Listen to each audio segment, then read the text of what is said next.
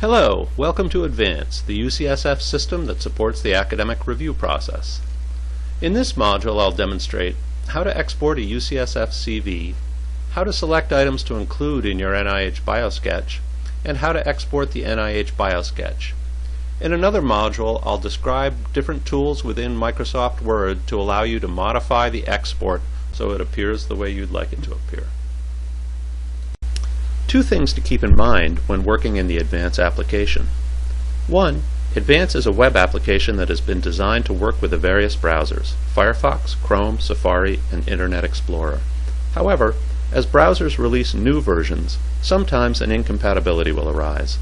If you find that some feature of Advance is not working, first try a different browser. The compatibility you see with one browser may not exist in another. Two, always ask for help before you get frustrated. Help options include contacting the person noted at the bottom of each of your Advance pages. This is your contact person in the HR Service Center. Or email a description of your issue to advanceproject@ucsf.edu, the link found at the bottom of the page. Or you may ask your proxy for help if you've set a proxy up. Remember that if you're working at night or on a weekend, you may not be able to get help until the next work day. In this case, you can find helpful information by clicking the question mark button in the upper right-hand corner of the CV. Don't spend too much time trying to get something to work that doesn't seem to be working. Try a different browser or ask for help. To generate a UCSF CV, simply click on the button at the top of the CV called Export UCSF CV. This will generate a Microsoft Word document. Advance uses Microsoft Word templates to drop data into, and it may be that when you look at this document you'll want to modify it. In another training session I'll describe some tools in Microsoft Word to help you do that. Before you can generate an NIH Biosketch, you need to select the items from your CV that you want to include in your Biosketch.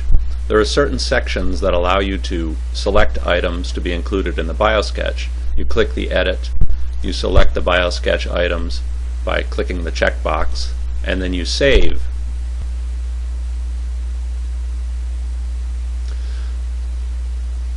To understand which sections have items that can be included in the Biosketch, click the shortcut button and you'll see all of the section headers listed. The ones with the green check marks are the ones that you can select items from to include in your Biosketch.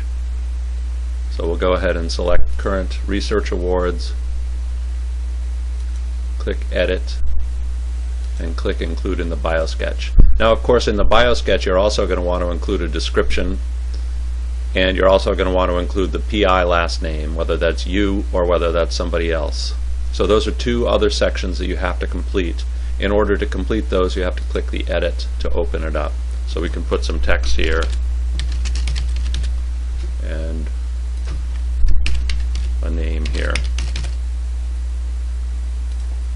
and then we're done.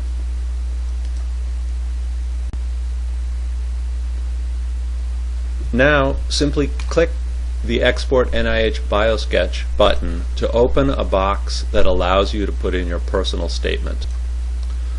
There are a number of things in this box that you need to complete. For example, put in your last, first, and middle name as you want it to be on the grant.